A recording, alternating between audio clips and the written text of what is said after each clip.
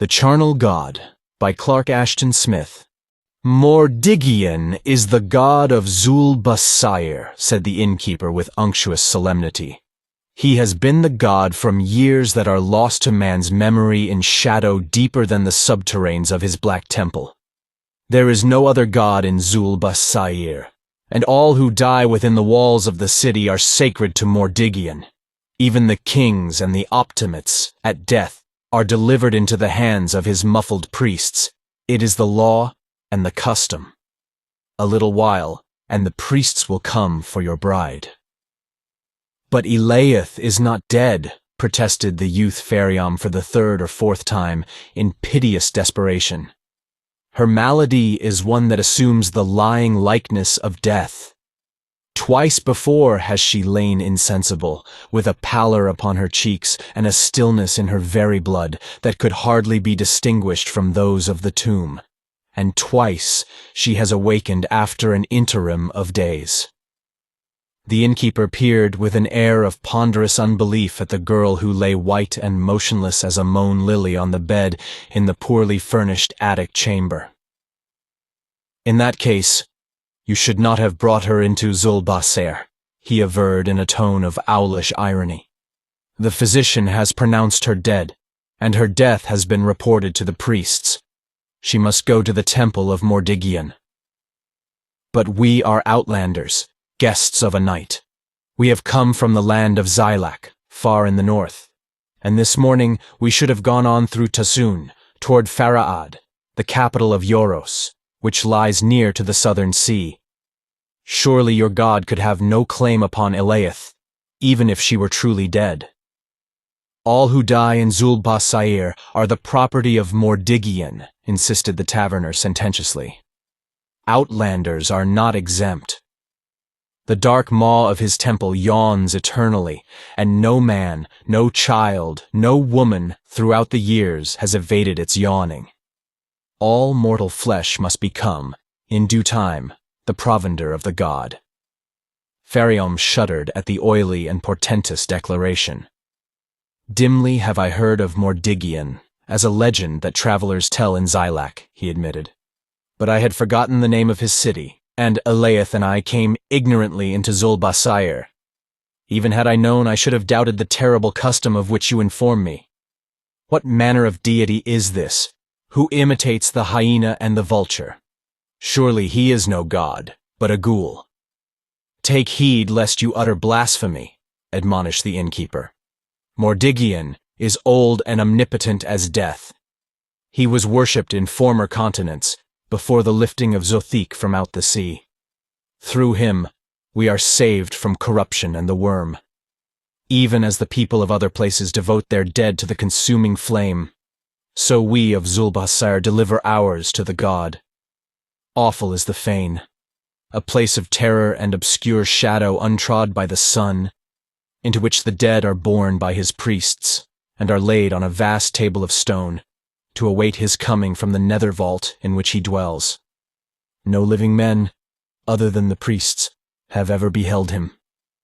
And the faces of the priests are hidden behind masks of silver, and even their hands are shrouded, that men may not gaze on them that have seen Mordiggian. But there is a king in Zul-Bha-Sair, is there not? I shall appeal to him against this heinous and horrible injustice. Surely he will heed me. Fenquor is the king, but he could not help you even if he wished. Your appeal will not even be heard. Mordiggian is above all kings, and his law is sacred. Hark, for already the priests come. Phariom, sick at heart with the charnel terror and cruelty of the doom that impended for his girlish wife in this unknown city of nightmare, heard an evil, stealthy creaking on the stairs that led to the attic of the inn. The sound drew nearer with inhuman rapidity, and 4 strange figures came into the room, heavily garbed in funereal purple, and wearing huge masks of silver graven in the likeness of skulls. It was impossible to surmise their actual appearance, for, even as the taverner had hinted, their very hands were concealed by fingerless gloves. and the purple gowns came down in loose folds that trailed about their feet like unwinding cerecloths. There was a horror about them, of which the macabre masks were only a lesser element, a horror that lay partly in their unnatural crouching attitudes and the beast-like agility with which they moved, unhampered by their cumbrous habiliments. Among them, they carried a curious bier, made from interwoven strips of leather, and with monstrous bones that served for frame and handles. The leather was greasy and blackened, as if from long years of mortuary use. Without speaking to Phariom or the innkeeper, and with no delay or formality of any sort, they advanced toward the bed on which Elaith was lying. Undeterred by their more than formidable aspect, and wholly distraught with grief and anger, Phariom drew from his girdle a short knife, the only weapon he possessed. Disregarding the minatory cry of the taverner, he rushed wildly upon the muffled figures. He was quick and muscular, and moreover was clad in light, close-fitting raiment, such as would seemingly have given him a brief advantage. The priests had turned their backs upon him, but, as if they had foreseen his every action, two of them wheeled about with the swiftness of tigers, dropping the handles of bone that they carried. One of them struck the knife from Phariom's hand with a movement that the eye could barely follow in its snaky darting. Then both assailed him, beating him back with terrible flailing blows of their shrouded arms, and hurling him half across the room into an empty corner. Stunned by his fall, he lay senseless for a term of minutes. Recovering glazedly, with eyes that blurred as he opened them, he beheld the fact of the stout taverner stooping above him like a tallow-colored moon. The thought of Elaith, more sharp than the thrust of a dagger, brought him back to agonizing consciousness. Fearfully he scanned the shadowy room, and saw that the ceramented priests were gone, that the bed was vacant. He heard the orotund and sepulchral croaking of the taverner. The priests of Mordiggian are merciful. They make allowance for the frenzy and distraction of the newly bereaved. It is well for you that they are compassionate and considerate of mortal weakness. Phariom sprang erect, as if his bruised and aching body were scorched by a sudden fire. Pausing only to retrieve his knife, which still lay in the middle of the room, he started toward the door. He was stopped by the hand of the hosteler, clutching greasily at his shoulder. Beware, lest you exceed the bounds of the mercy of Mordiggian. It is an ill thing to follow his priests, and a worse thing to intrude upon the deathly and sacred gloom of his temple. Phariom scarcely heard the admonition. He wrenched himself hastily away from the odious fingers and turned to go, but again the hand clutched him. At least, pay me the money that you owe for food and lodging ere you depart, demanded the innkeeper. Also, there is the matter of the physician's fee, which I can settle for you, if you will entrust me with the proper sum. Pay now, for there is no surety that you will return.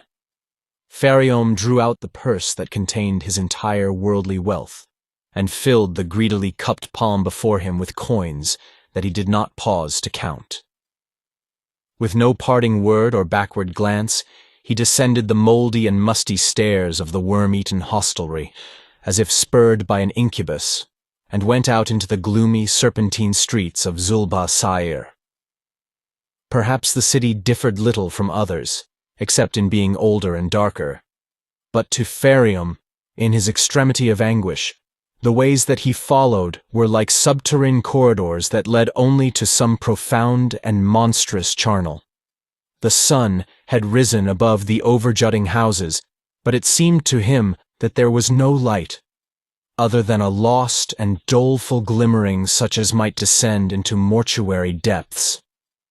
The people, it may have been, were much like other people, but he saw them under a malefic aspect, as if they were ghouls and demons that went to and fro on the ghastly errands of a necropolis. Bitterly, in his distraction, he recalled the previous evening, when he had entered Zul-Bha-Sair at twilight with Elaith, the girl riding on the one dromedary that had survived their passage of the northern desert, and he walking beside her, weary but content. With the rosy purple of afterglow upon its walls and cupolas, with the deepening golden eyes of its lit windows, the place had seemed a fair and nameless city of dreams, and they had planned to rest there for a day or two before resuming the long, arduous journey to Phariom in Euros. This journey had been undertaken only through necessity. Phariom, an impoverished youth of noble blood, had been exiled because of the political and religious tenets of his family, which were not in accord with those of the reigning emperor, Calepos. Taking his newly wedded wife, Phariom had set out for Euros, where certain allied branches of the house to which he belonged had already established themselves and would give him a fraternal welcome. They had traveled with a large caravan of merchants, going directly southward to Tassun.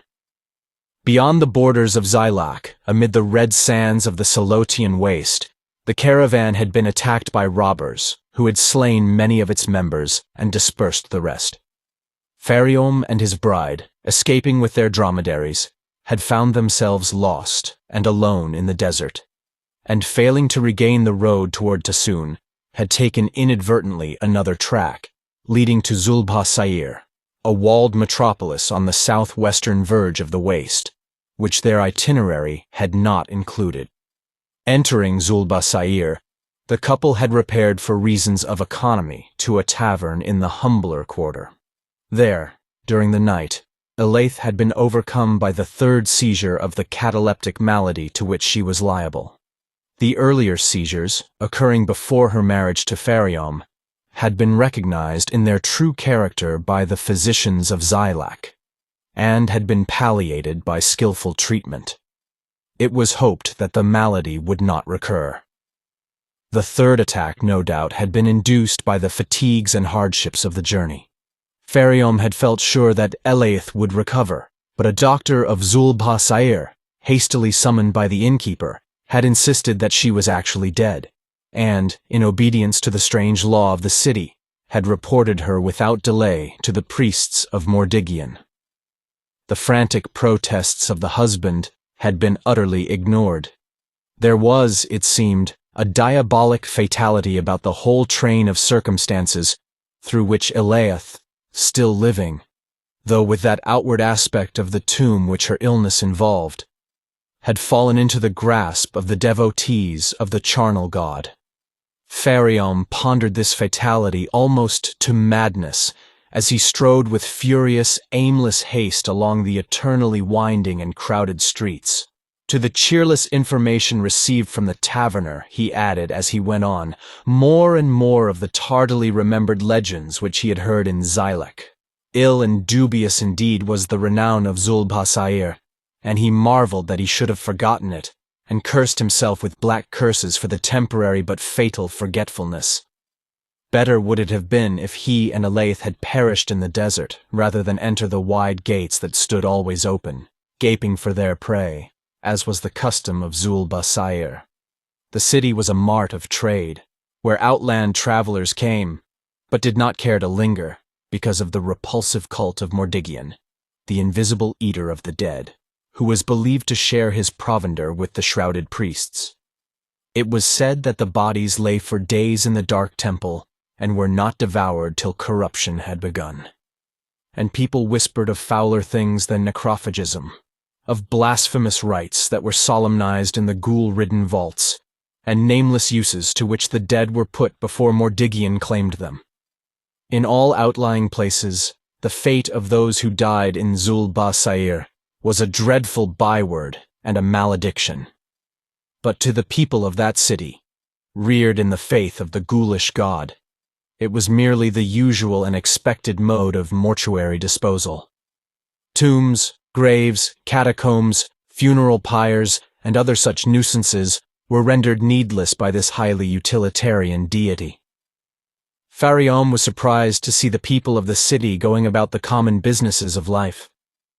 Porters were passing with bales of household goods upon their shoulders. Merchants were squatting in their shops like other merchants. Buyers and sellers chaffered loudly in the public bazaars. Women laughed and chattered in the doorways. Only by their voluminous robes of red, black, and violet, and their strange, uncouth accents, was he able to distinguish the men of Zul-Bha-Sair from those who were outlanders like himself. The murk of nightmare began to lift from his impressions, and gradually, as he went on, the spectacle of everyday humanity all about him helped to calm a little his wild distraction and desperation. Nothing could dissipate the horror of his loss, and the abominable fate that threatened Elaith. But now, with a cool logic born of the cruel exigence, he began to consider the apparently hopeless problem of rescuing her from the ghoul god's temple. He composed his features, and constrained his febrile pacing to an idle saunter, so that none might guess the preoccupations that racked him inwardly. Pretending to be interested in the wares of a seller of men's apparel, he drew the dealer into converse regarding Zul-Bha-Sair and its customs, and made such inquiries as a traveler from far lands might make. The dealer was talkative, and Phariom soon learned from him the location of the temple of Mordiggian, which stood at the city's core. He also learned that the temple was open at all hours, and that people were free to come and go within its precincts. There were, however, no rituals of worship, other than certain private rites that were celebrated by the priesthood. Few cared to enter the fane, because of a superstition that any living person who intruded upon its gloom would return to it shortly as the provender of the god. Mordiggian, it seemed, was a benign deity in the eyes of the inhabitants of Zul-Bha-Sair. Curiously enough, no definite personal attributes were ascribed to him. He was, so to speak, an impersonal force akin to the elements, a consuming and cleansing power like fire. His hierophants were equally mysterious. They lived at the temple and emerged from it only in the execution of their funeral duties.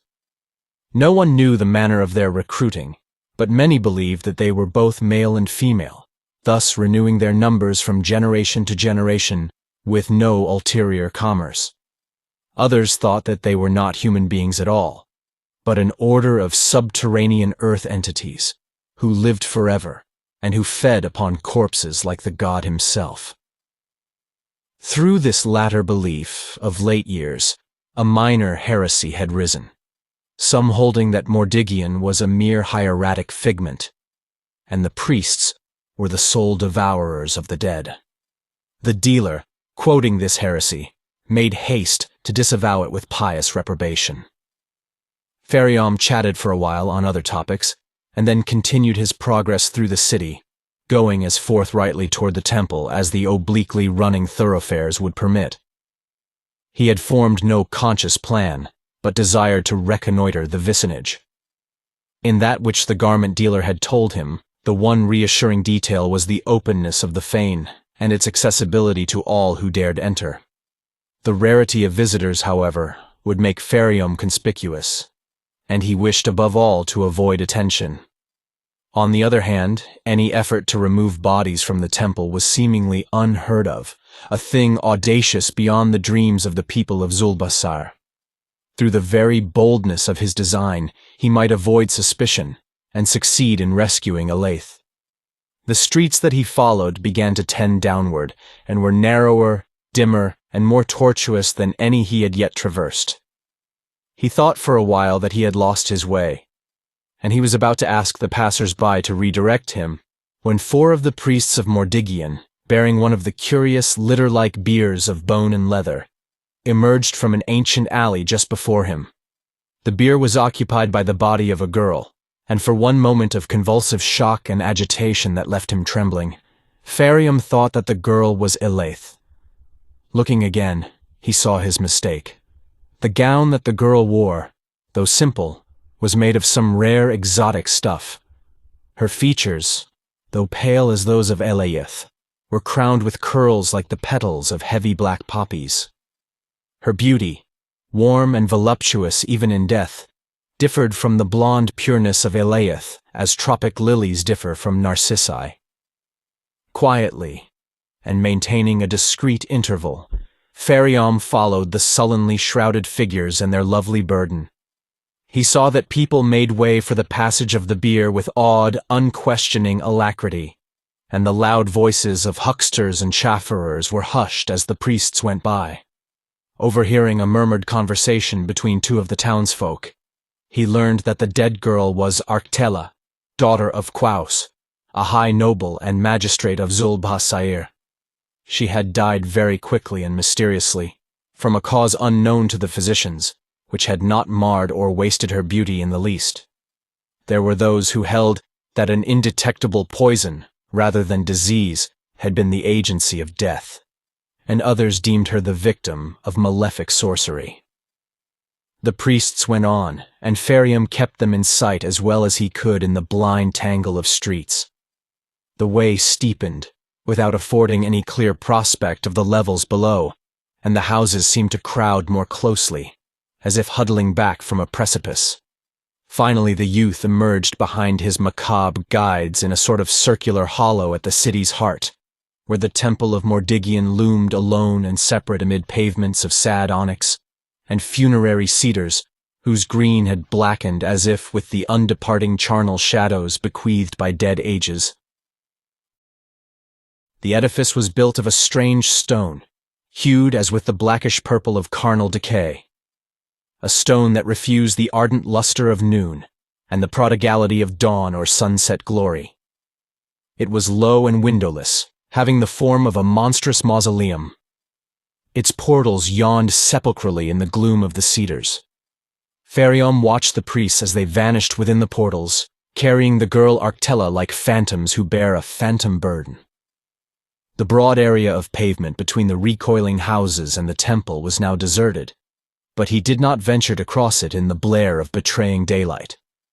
Circling the area, he saw that there were several other entrances to the great fane, all open and unguarded. There was no sign of activity about the place, but he shuddered at the thought of that which was hidden within its walls, even as the feasting of worms is hidden in the marble tomb. Like a vomiting of charnels, the abominations of which he had heard rose up before him in the sunlight. And again he drew close to madness, knowing that Elaith must lie among the dead, in the temple, with the foul umbrage of such things upon her, and that he, consumed with unremitting frenzy, must wait for the favorable shrouding of darkness before he could execute his nebulous, doubtful plan of rescue. In the meanwhile, she might awake and perish from the mortal horror of her surroundings. Or worse even than this might befall, if the whispered tales were true. Abnon-Tha, sorcerer and necromancer, was felicitating himself on the bargain he had made with the priests of Mordiggian. He felt, perhaps justly, that no one less clever than he could have conceived and executed the various procedures that had made possible this bargain, through which Arctella, daughter of the proud Quaus, would become his unquestioning slave. No other lover, he told himself, could have been resourceful enough to obtain a desired woman in this fashion. Arctella, betrothed to Alos, a young noble of the city, was seemingly beyond the aspiration of a sorcerer. Abnon-Tha, however, was no common hedge wizard, but an adept of long standing in the most awful and profound arcana of the black arts. He knew the spells that kill more quickly and surely than knife or poison at a distance, and he knew also the darker spells by which the dead can be reanimated, even after years or ages of decay. He had slain Arctella in a manner that none could detect, with a rare and subtle invultuation that had left no mark, and her body lay now among the dead, in Mordiggian's temple. Tonight, with the tacit connivance of the terrible, shrouded priests, he would bring her back to life. Abnon-Tha was not native to Zul-Bha-Sair, but had come many years before from the infamous, half-mythic isle of Sotar, lying somewhere to the east of the huge continent of Zothique. Like a sleek young vulture, he had established himself in the very shadow of the charnel fane, and had prospered, taking to himself pupils and assistants. His dealings with the priests were long and extensive, and the bargain he had just made was far from being the first of its kind. They had allowed him the temporary use of bodies claimed by Mordiggian, stipulating only that these bodies should not be removed from the temple during the course of any of his experiments in necromancy. Since the privilege was slightly irregular from their viewpoint, he had found it necessary to bribe them, not, however, with gold, but with the promise of a liberal purveyance of matters more sinister and corruptible than gold. The arrangement had been satisfactory enough to all concerned. Cadavers had poured into the temple with more than their usual abundance ever since the coming of the sorcerer. The god had not lacked for provender, and Abnon-Tha had never lacked for subjects on which to employ his more baleful spells. On the whole, Abnon-Tha was not ill-pleased with himself. He reflected, moreover, that, aside from his mastery of magic and his slightful ingenuity, he was about to manifest a well-nigh unexampled courage. He had planned a robbery that would amount to dire sacrilege, the removal of the reanimated body of Arctella from the temple. Such robberies, either of animate or exanimate corpses, and the penalty attached to them, were a matter of legend only, for none had occurred in recent ages. Thrice terrible, according to common belief, was the doom of those who had tried and failed. The necromancer was not blind to the risks of his enterprise, nor, on the other hand, was he deterred or intimidated by them. His two assistants, Nargai and Zul-Bha-Sair, apprised of his intention, had made with all due privity the necessary preparations for their flight from Zul-Bha-Sair. The strong passion that the sorcerer had conceived for Arctella was not his only motive, perhaps, in removing from that city. He was desirous of change, for he had grown a little weary of the odd laws that really served to restrict his necromantic practices, while facilitating them in a sense. He planned to travel southward and establish himself in one of the cities of Ta-Sun, an empire famous for the number and antiquity of its mummies. It was now sunset time. 5 dromedaries, bred for racing, waited in the inner courtyard of Abnon-Tha's house, a high and moldering mansion that seemed to lean forward upon the open, circular area belonging to the temple. One of the dromedaries would carry a bale containing the sorcerer's most valuable books, manuscripts, and other impedimenta of magic. Its fellows would bear Abnon-Tha, the 2 assistants, and Arctella. Nargai and Zul-Bha-Sair appeared before their master to tell him that all was made ready. Both were much younger than Abnon-Tha, but, like himself, they were outlanders in Zul-Bha-Sair. They came of the swart and narrow-eyed people of Nat, an isle that was little less infamous than Sotar. "It is well," said the necromancer as they stood before him with lowered eyes after making their announcement. "We have only to await the favorable hour. Midway between sunset and moonrise, when the priests are at their supper in the nether adytum, we will enter the temple and perform that which must be done for the rising of Arctella. They feed well tonight, for I know that many of the dead grow ripe on the great table in the upper sanctuary, and it may be that Mordiggian feeds also. None will come to watch us at our doings." "But master," said Nargai, shivering a little beneath his robe of Nakarat red, "is it wise, after all, to do this thing? Must you take the girl from the temple? Always, ere this, you have contented yourself with the brief loan that the priests allow, and have rendered back the dead in the required state of exanimation. Truly, is it well to violate the law of the god? Men say that the wrath of Mordiggian, though seldom loosed, is more dreadful than the wrath of all other deities.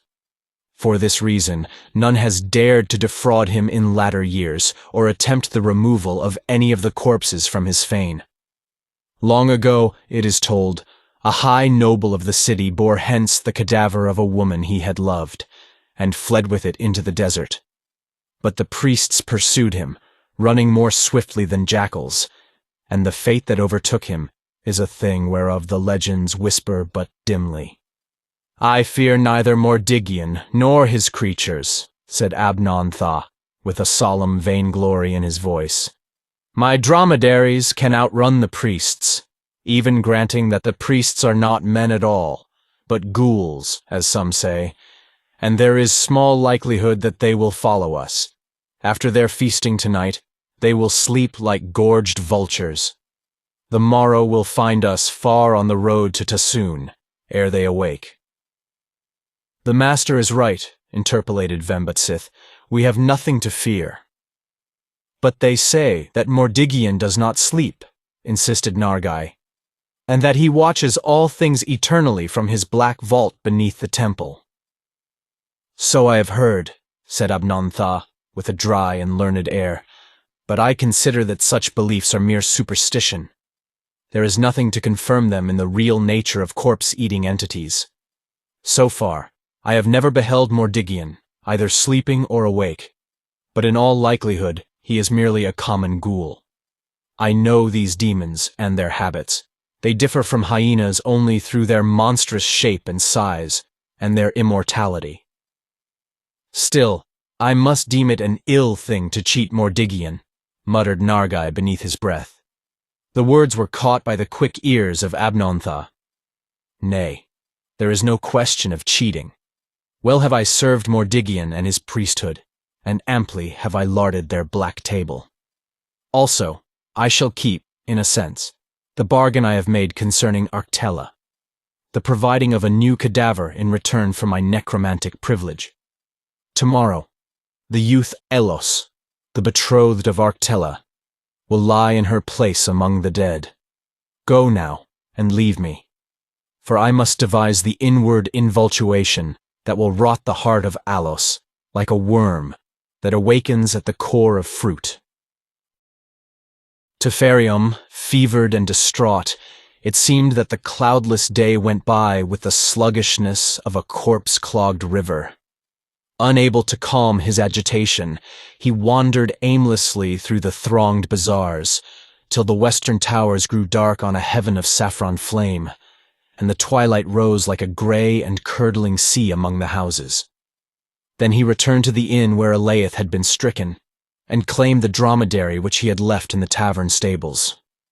Riding the animal through dim thoroughfares, lit only by the covert gleam of lamps or tapers from half-closed windows, he found his way once more to the city's center. The dusk had thickened into darkness when he came to the open area surrounding Mordiggian's temple. The windows of mansions fronting the area were shut and lightless as dead eyes, and the fane itself, a colossal bulk of gloom, was rayless as any mausoleum beneath the gathering stars.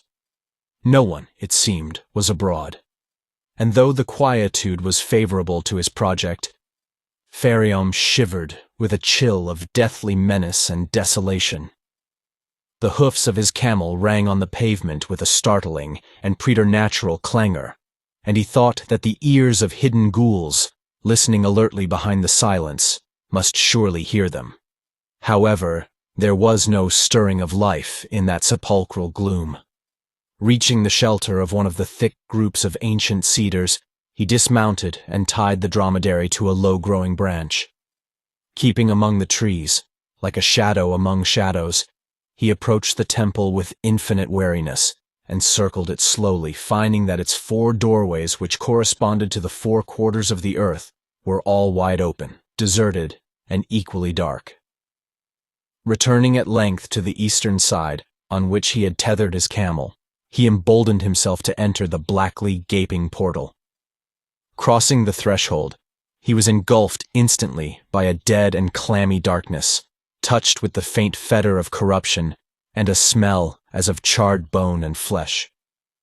He thought that he was in a huge corridor, and feeling his way forward along the right-hand wall, he soon came to a sudden turn and saw a bluish glimmering far ahead, as if in some central adytum where the hall ended.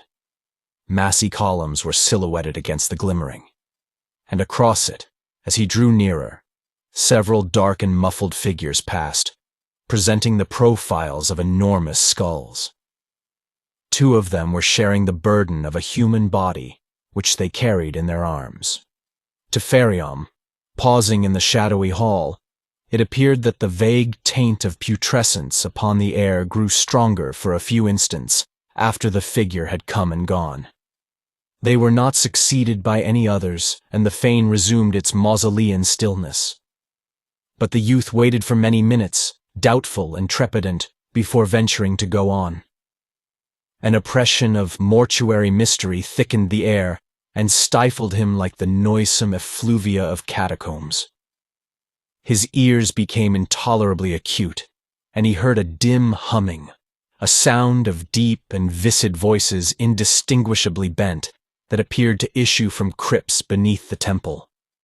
Stealing at length to the hall's end, he peered beyond into what was obviously the main sanctuary, a low and many-pillared room whose vastness was but half revealed by the bluish fires that glowed and flickered in numerous urn-like vessels borne aloft on slender stelae.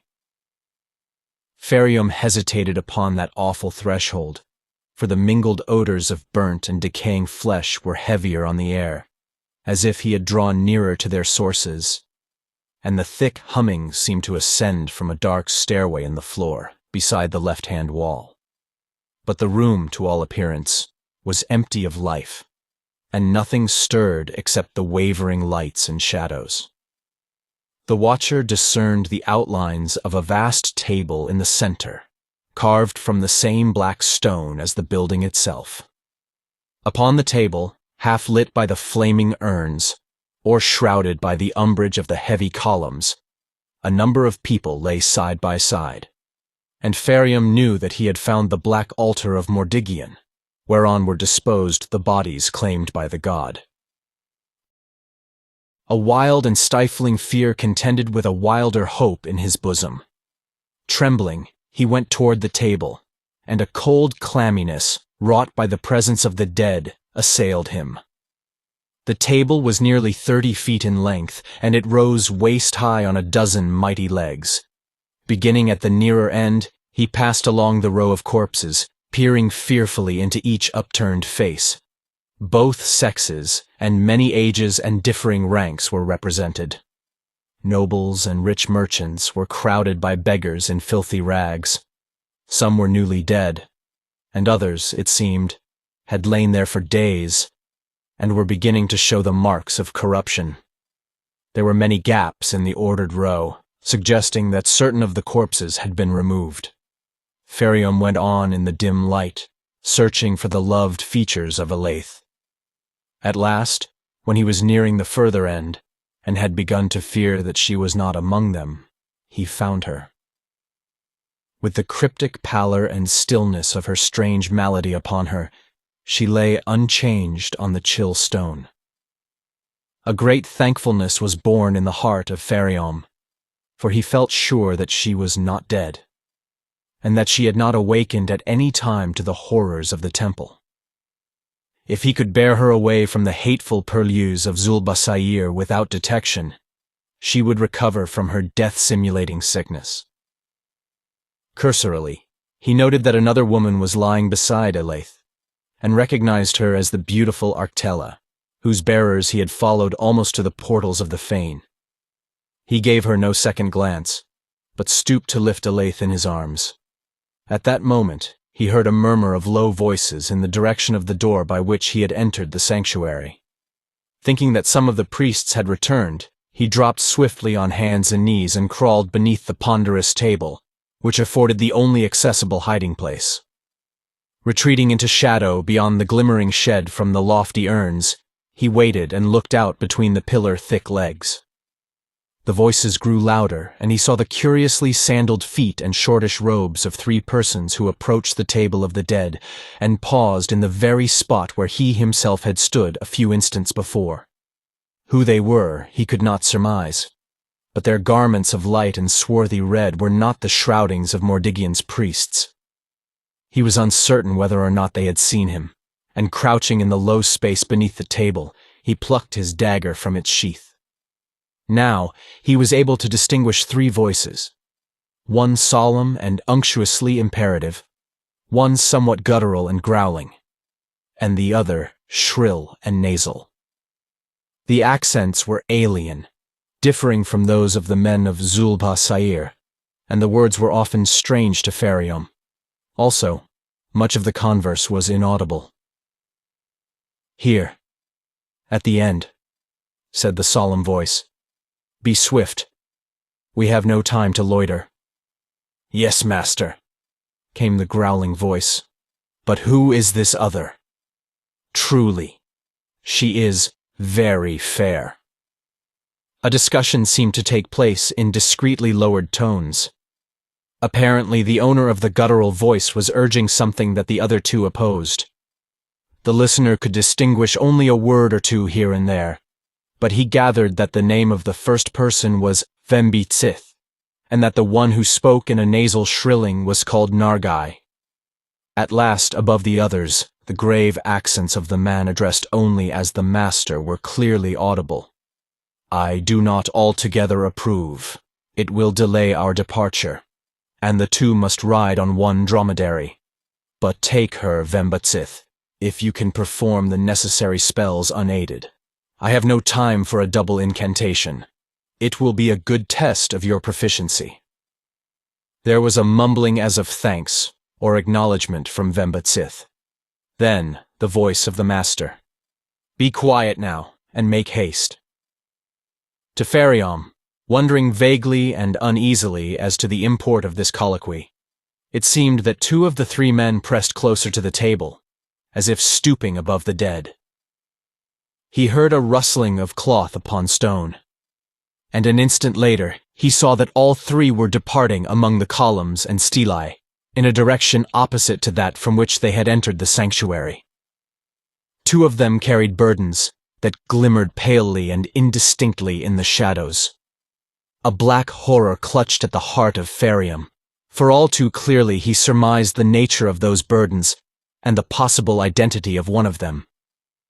Quickly he crawled forth from his hiding place and saw that Elaith was gone from the black table, together with the girl Arctella.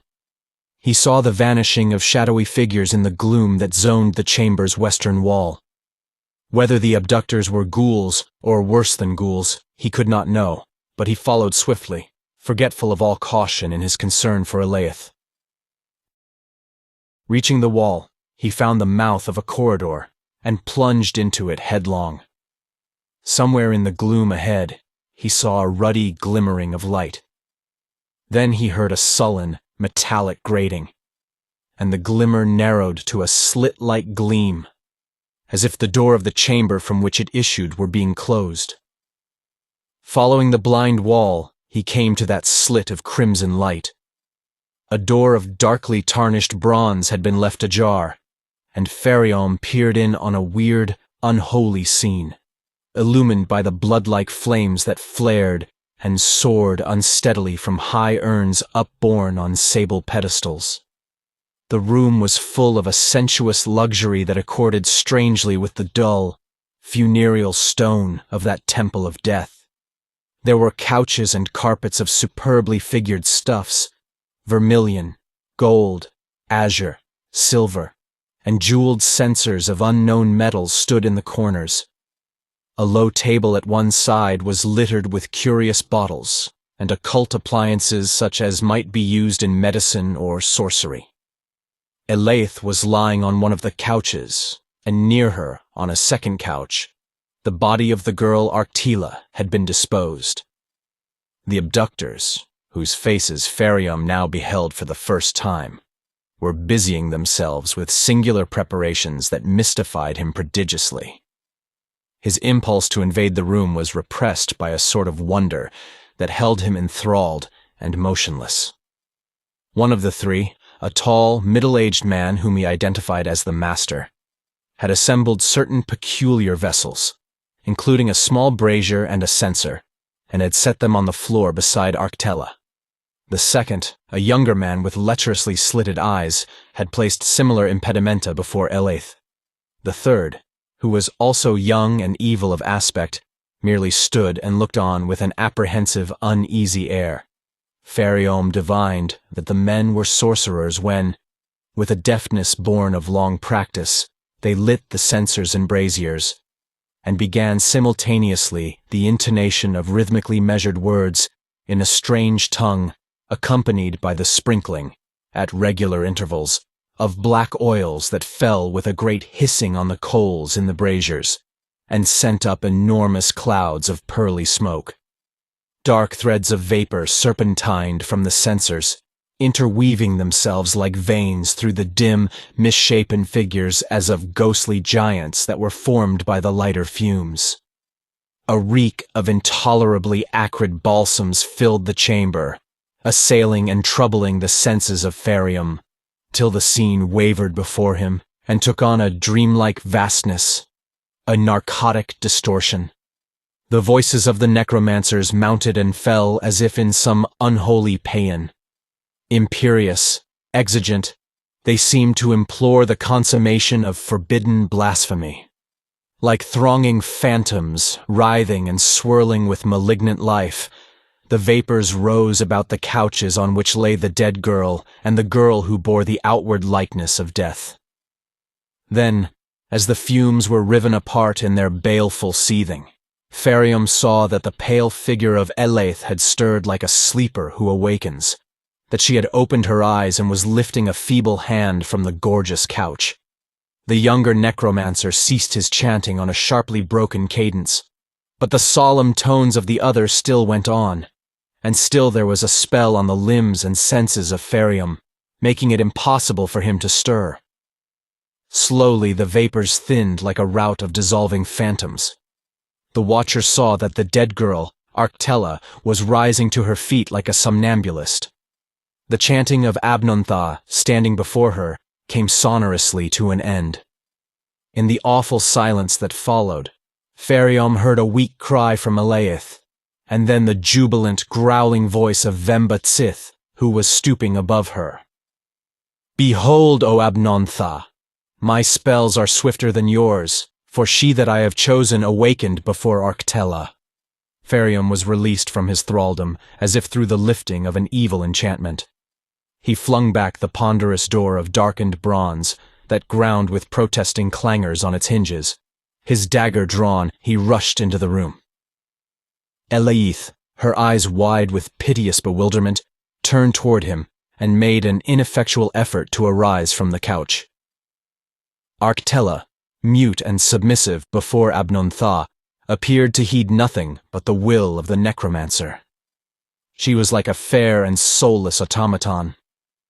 The sorcerers, turning as Phariom entered, sprang back with instant agility before his onset, and drew the short, cruelly crooked swords which they all carried. Nargai struck the knife from Phariom's fingers with a darting blow that shattered its thin blade at the hilt, and Zul-Bha-Sair, his weapon swinging back in a vicious arc, would have killed the youth promptly if Abnontha had not intervened and bade him stay. Phariom, standing furious but irresolute before the lifted swords, was aware of the darkly searching eyes of Abnontha, like those of some nyctalopic bird of prey. "I would know the meaning of this intrusion," said the necromancer. "Truly, you are bold to enter the temple of Mordiggian." "I came to find the girl who lies yonder," declared Phariom. "She is Elaith, my wife, who was claimed unjustly by the god. But tell me, why have you brought her to this room, from the table of Mordiggian, and what manner of men are you, that raise up the dead as you have raised this other woman?" "I am Abnontha, the necromancer, and these others are my pupils, Nargai and Zul-Bha-Sair. Give thanks to Zul-Bha-Sair, for verily he has brought back your wife from the purlieus of the dead with a skill excelling that of his master." She awoke ere the incantation was finished. Phariom glared with implacable suspicion at Abnontha. Elaith was not dead, but only as one in a trance, he averred. It was not your pupil's sorcery that awakened her. And verily, whether Elaith be dead or living is not a matter that should concern any but myself. Permit us to depart, for I wish to remove with her from Zul-Bha-Sair, in which we are only passing travelers." So speaking, he turned his back on the necromancers and went over to Elaith, who regarded him with dazed eyes but uttered his name feebly as he clasped her in his arms. "Now, this is a remarkable coincidence," purred Abnon-Tha. "I and my pupils are also planning to depart from Zul-Bha-Sair, and we start this very night. Perhaps you will honor us with your company." "I thank you," said Phariom curtly, "but I am not sure that our roads lie together. Elaith and I would go toward Tassoon." "Now, by the black altar of Mordiggian, that is still stranger coincidence, for Tassoon is also our destination. We take with us the resurrected girl Arctella, whom I have deemed too fair for the Charnel God and his ghouls." Phariom divined the dark evil that lay behind the oily, mocking speeches of the necromancer. Also, he saw the furtive and sinister sign that Abnon-Tha had made to his assistants. Weaponless, he could only give a formal assent to the sardonic proposal. He knew well that he would not be permitted to leave the temple alive, for the narrow eyes of Nargai and Vembatsith, regarding him closely, were alight with the red lust of murder. "Come," said Abnon-Tha in a voice of imperious command. "It is time to go." He turned to the still figure of Arctella and spoke an unknown word. With vacant eyes and noctambulistic paces, she followed at his heels as he stepped toward the open door. Phariom had helped Elaith to her feet and was whispering words of reassurance in an effort to lull the growing horror and confused alarm that he saw in her eyes. She was able to walk, albeit slowly and uncertainly. Vembatsith and Nargai drew back, motioning that she and Phariom should precede them. But Phariom, sensing their intent to slay him as soon as his back was turned, obeyed unwillingly and looked desperately about for something that he could seize as a weapon. One of the metal braziers full of smoldering coals was at his very feet. He stooped quickly, lifted it in his hands, and turned upon the necromancers. Vembatsith, as he had suspected, was prowling toward him with upraised sword and was making ready to strike. Phariom hurled the brazier and its glowing contents full in the necromancer's face, and Vembatsith went down with a terrible, smothered cry. Nargai, snarling ferociously, leapt forward to assail the defenseless youth.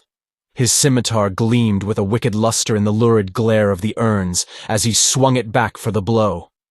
But the weapon did not fall, and Phariom, steeling himself against the impending death, became aware that Nargai was staring beyond him as if petrified by the vision of some Gorgonian spectre. As if compelled by another will than his own, the youth turned and saw the thing that had halted Nargai's blow. Arctella and Abnon-Tha, pausing before the open door, were outlined against a colossal shadow that was not wrought by anything in the room. It filled the portals from side to side.